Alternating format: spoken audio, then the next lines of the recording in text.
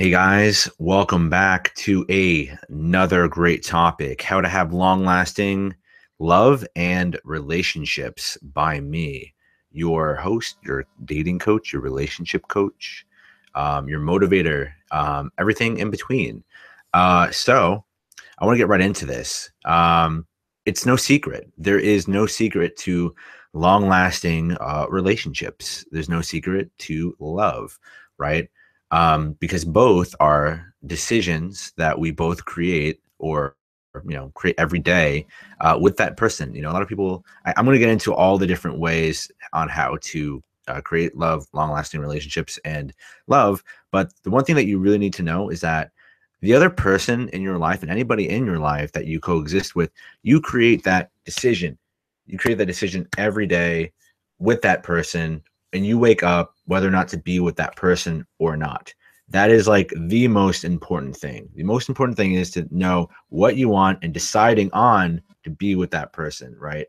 And if you want something and that person fulfills your needs and everything, and you just keep going forward. But let me break down how to have long-lasting love and relationships.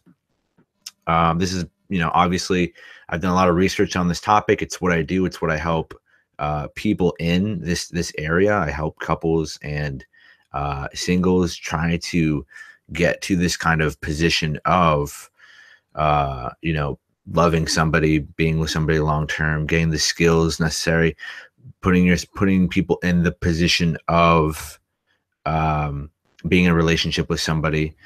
And it's hard. It's hard because a lot of people aren't balanced, right? It's hard for many other reasons. But, what I'm about to get into is going to be a doozy, kind of, because there's a lot. I got like about 8 bullet points here, I believe, 9 bullet points, but they're all really important bullet points.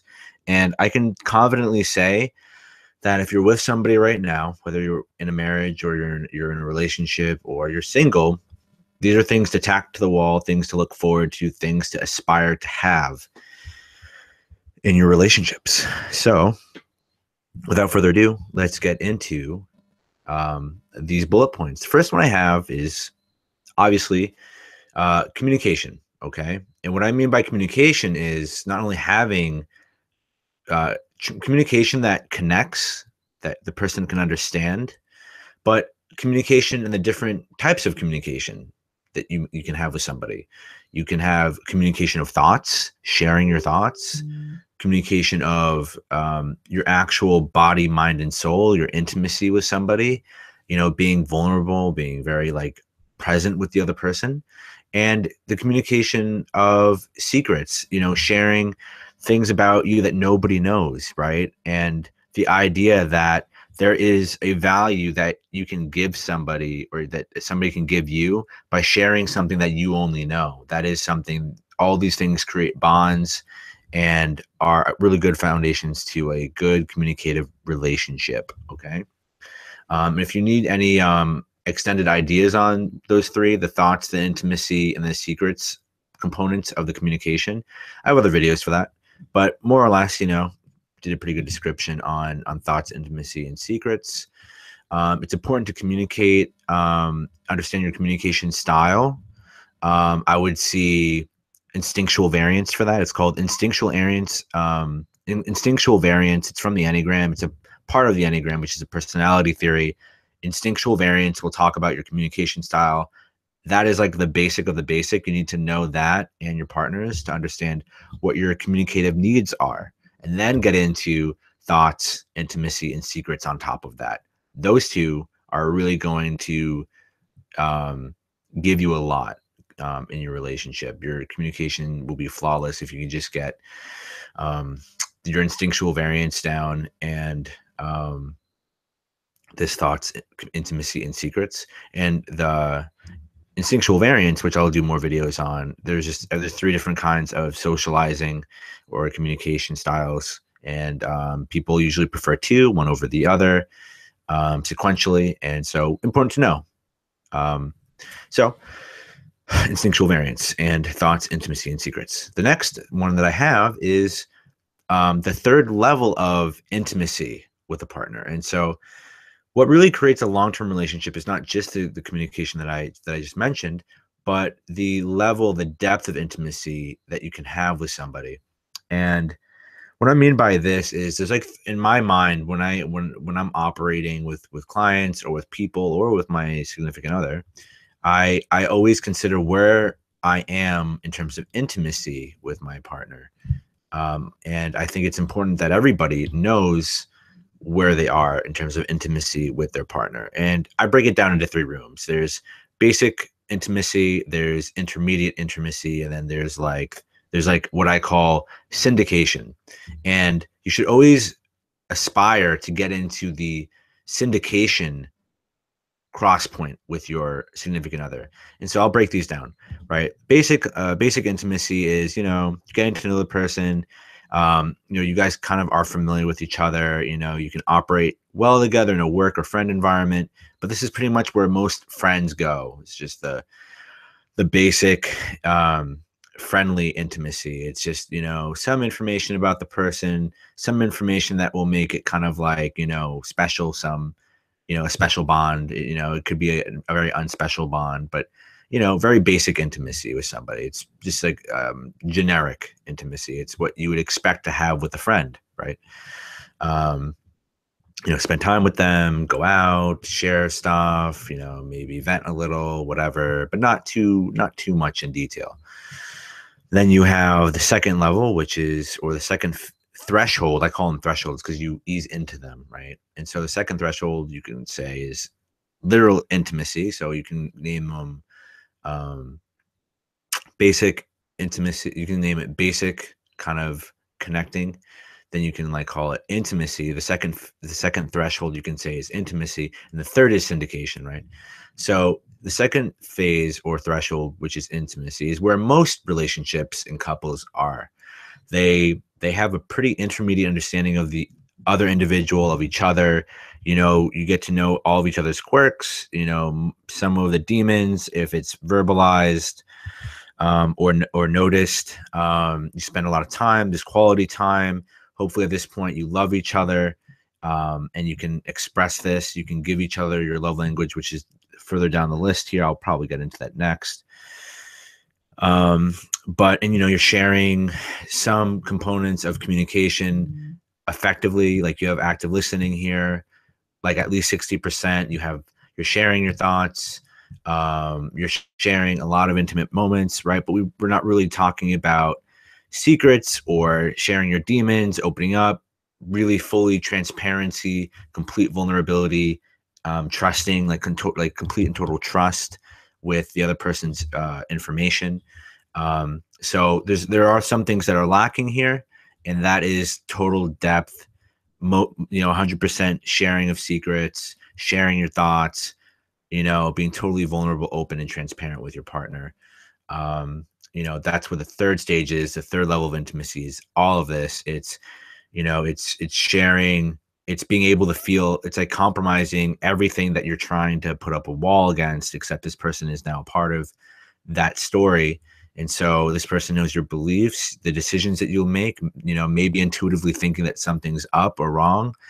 Really syndicate, like total and complete syndication, totally connecting rhythm by rhythm as if you're both dancing like a very structured dance. And you have the communication styles, and you have just this total acceptance, appreciation, and intimacy for this other person. Like you have this total presence with them, and it's something that you can just totally share and bask in, and just be with one another in. And I want to talk about intimacy in another video, but I think for the sake of this video, it's important to outline that there is a place that you can get to, called syndication intimacy, and that's something that really provides long-lasting results for relationships. And I always go right to this when I see that couples and relationships are having difficulties with communication, because intimacy is such a strong component of communication. So the next one is the love languages, right? Get a book, Gary Chapman. Pick up his book, The 5 Love Languages, either for singles, for couples. They're all the same thing. You can do the online tests with your mate, and you can check out to see which ones you have. You're usually 2. There's quality time, touch, acts of service, affirmations, and gift giving. They're all different, just 5 different ones. People are usually 2, maybe 3 of them, and we may give back in different ones. So we may we may need particular love languages, but we may not necessarily give what we need per se. We may be really good gift givers, but we really need maybe touch or quality time. Who knows? So, it's important to familiarize yourself with how you receive love, how your partner receives love, and to do that, to give that, so that you provide, that you curate a reciprocity of love, of giving love to one another. Then you have acceptance and appreciation. You have, both accepting who this person is that you're with, and also appreciating that you have their time, you have their presence, you have their commitment, you have their trust, you have their mind, you have their thoughts, you have so much of them. Appreciate what you do get from them, what they give you, what you provide for them. Appreciate the whole experience in general. Then you have allowing yourself to feel open, transparent, and vulnerable. This is really important for long term, because you need to be able to feel that you can trust your partner, that you can allow yourself to be open, expressionally, logically, intuitively, sensory wise. You need to be able to be full roundedly, dimensionally open with this person, and to be able to be open minded to letting them in, being able to succumb to the freedom that is, being with somebody totally and completely. A lot of people, this is really a component of the third level of intimacy, syndication. So that can be very hard, but if you can aspire to have transparency and vulnerability and trust in relationship, it's like you can never go back. It's, you can never, all these things that I'm mentioning, they enhance the relationship so much. It's clearly obvious when you don't have them after this point. That's very important to notate. And so, also part of, long lasting love and relationship is troubleshooting where you guys are at, changes in what you both want, and keeping up to date with those things, as you both continue. The name of the game at this point is staying relevant with one another, so, food for thought. Then you have sharing your core fears and demons you fight with the other person. And I'll give you a really good example. I was just talking to my partner about my demons and being, all the things that I'm going through and what she's went through and what she's gone through. And it's so important to share with your person what you're really fighting to be a better version of you. And all this stuff really takes a lot of awareness. If you're not in a place, like, you can always build up to things like this with your partner, but all these things are very monumental for long-term success. I always say that on the micro, you create decisions that build up to either the success or failure of a relationship or a business or whatever. And it's so true. Micro decisions, guys, and sharing your core fears and demons and what you're going through day to day, not only gives your partner an outlook of who you are, but allows yourself to feel loved still and appreciated and accepted for who you are, despite what you're going through as a human being, because nobody's perfect. And it allows this person to support you in your fights and your battles that you verse with yourself, and to be there for you at your worst, when you can't speak up and talk about it, for them to understand where you are and then just kind of be there for you and how they can. And a lot of people, I feel like, neglect this. A lot of people, because they don't share their demons and their battles, their personal battles, that when you are going through something and you have to go through it yourself, or you feel that way, your partner's kind of like, I don't know what to do. They see it, but they don't know how to approach you about it, because it's something you guys haven't talked about yet. Being totally open about your demons and your fears and your core fears, your core desires, the demons at bay, your past experiences, what makes you you. It's so important. So crucial and essential for long term, to make you feel that everything is okay, to be totally accepted for who you are. Then you have being clear of your relationship desires and purpose, right? And so how this looks like is establishing from the get-go. All these things are foundational, cement to the relationship. But how this works is, from the beginning, you should be very clear and and agenda-based, intention-based and agenda-based for why you want to be with this person. Or if you're single, this is a good opportunity to ask yourself now before you start dating, right? What do I want from a relationship or to be with somebody? What is the purpose behind the relationship I want to be in? Is it to kind of have fun and enjoy life? Is it to build a family? Is it to, share your time with somebody? And because you don't want to share time with a lot of people, you want to share time with just like one other person. Everybody leads lives for different reasons, and it's important to know why you want to subscribe to a relationship. It's very important why you want to subscribe for a coupling.